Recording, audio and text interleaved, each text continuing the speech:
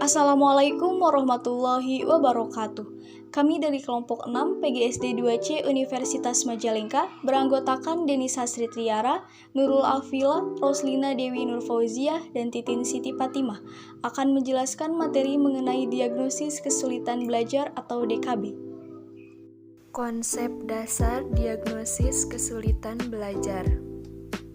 Diagnosis menurut Thorndike dan Hagen yang dikutip oleh Sugiharto tahun 2003 dalam tesis yang ditulis oleh Wiwik SR, diagnosis dapat diartikan sebagai berikut. Pertama, upaya atau proses menemukan kelemahan atau penyakit apa yang dialami seseorang dengan melalui pengujian dan studi yang seksama mengenai gejala-gejalanya. Kedua, studi yang seksama terhadap fakta sesuatu hal untuk menemukan karakteristik atau kesalahan dan sebagaimana yang esensial. Ketiga, keputusan yang dicapai setelah dilakukan studi yang seksama atas gejala-gejala atau fakta tentang suatu hal. Kesulitan belajar. Kesulitan belajar merupakan suatu kondisi tertentu yang ditandai dengan adanya hambatan-hambatan dalam kegiatan mencapai suatu tujuan, sehingga memerlukan usaha yang lebih keras untuk dapat mengatasinya.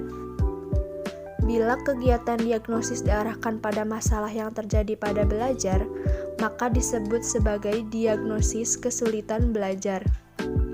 Melalui diagnosis kesulitan belajar, gejala-gejala yang menunjukkan adanya kesulitan dalam belajar diidentifikasi, dicari faktor-faktor yang menyebabkannya, dan diupayakan jalan keluar untuk memecahkan masalah tersebut. Ciri tingkah laku siswa yang mengalami kesulitan belajar. Beberapa ciri tingkah laku yang merupakan pernyataan manifestasi gejala kesulitan belajar antara lain: pertama, menunjukkan hasil belajar yang rendah di bawah rata-rata nilai yang dicapai oleh kelompoknya atau di bawah potensi yang dimilikinya. Kedua, hasil yang dicapai tidak seimbang dengan usaha yang telah dilakukan. Mungkin ada siswa yang selalu berusaha untuk belajar dengan giat, tapi nilainya yang dicapai selalu rendah. Ketiga, lambat dalam melakukan tugas-tugas kegiatan belajar. Ia selalu tertinggal dari kawan-kawannya dalam menyelesaikan tugas-tugas sesuai dengan waktu yang tersedia. 4. Menunjukkan sikap-sikap yang kurang wajar, seperti acuh tak acuh, menentang, berpura-pura, dusta, dan sebagainya. 5. Menunjukkan tingkah laku yang berkelainan, seperti membolos, datang terlambat, tidak mengerjakan pekerjaan rumah, mengganggu di dalam atau di luar kelas, tidak mau mencatat pelajaran, tidak teratur dalam kegiatan belajar, mengasingkan diri, tersisihkan, tidak mau bekerja sama, dan sebagainya. Keenam, menunjukkan gejala emosional yang kurang wajar, seperti pemurung, mudah tersinggung, pemarah, tidak atau kurang gembira dalam menghadapi situasi tertentu. Faktor-faktor penyebab kesulitan belajar. Faktor penyebab kesulitan belajar dapat dikategorikan menjadi dua, yaitu faktor internal dan faktor eksternal. Yang pertama itu faktor internal, yaitu faktor-faktor yang berasal dalam diri siswa itu sendiri. Hal ini antara lain disebabkan oleh kelemahan fisik, panca indera, syarat, cacat karena sakit, dan sebagainya. Yang kedua, kelemahan mental, faktor kecerdasan seperti inteligensi dan bakat yang dapat diketahui dengan tes psikologis. Yang ketiga, gangguan-gangguan bersifat emosional. Yang keempat, sikap kebiasaan yang salah dalam mempelajari materi pelajaran. Yang kelima, belum memiliki pengetahuan dan kecakapan dasar yang dibutuhkan untuk memahami materi pelajaran lebih lanjut. Yang kedua, faktor eksternal, yaitu faktor yang berasal dari luar diri siswa sebagai penyebab kesulitan belajar, antara lain: 1. Situasi atau proses belajar mengajar yang tidak merangsang siswa untuk aktif antisipatif atau kurang memungkinkan siswa untuk belajar secara aktif.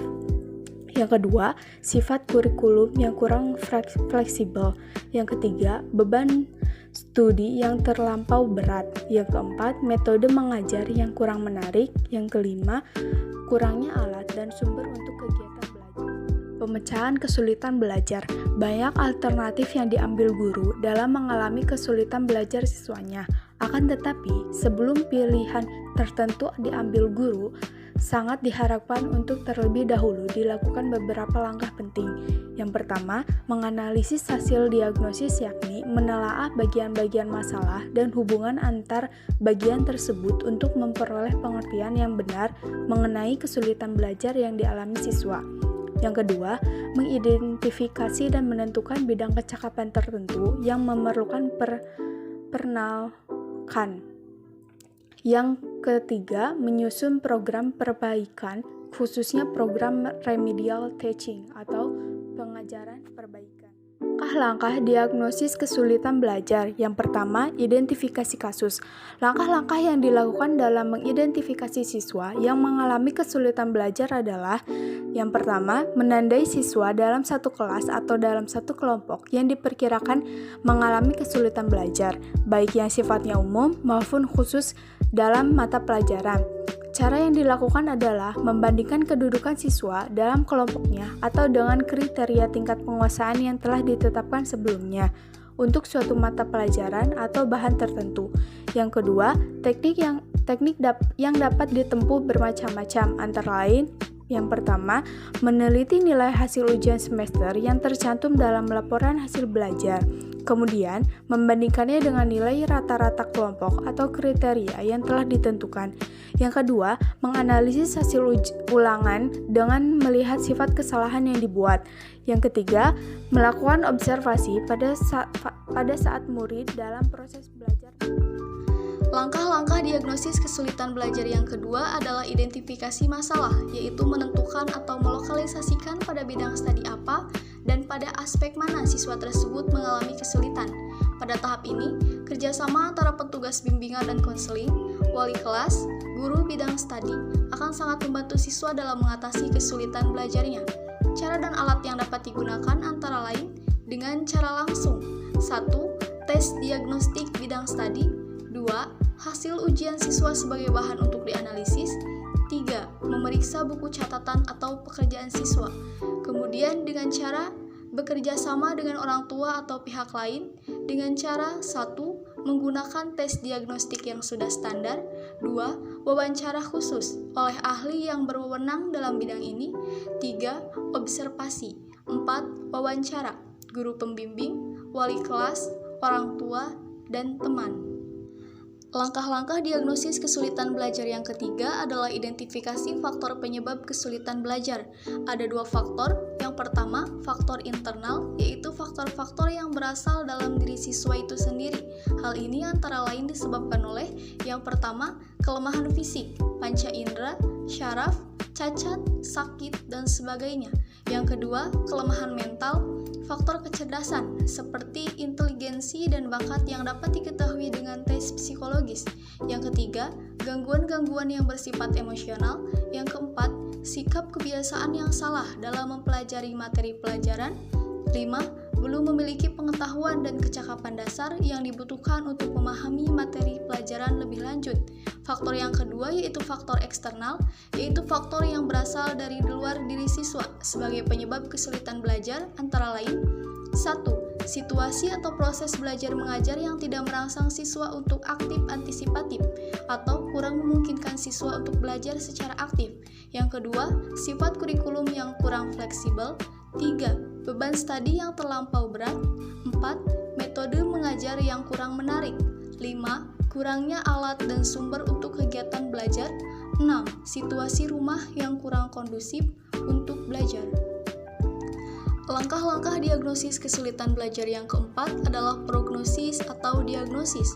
Pada langkah ini dapat menyimpulkan tentang apakah siswa masih dapat ditolong untuk dapat mengatasi kesulitan belajarnya atau tidak. Berapa waktu yang dibutuhkan untuk mengatasi kesulitan yang dialami siswa tersebut?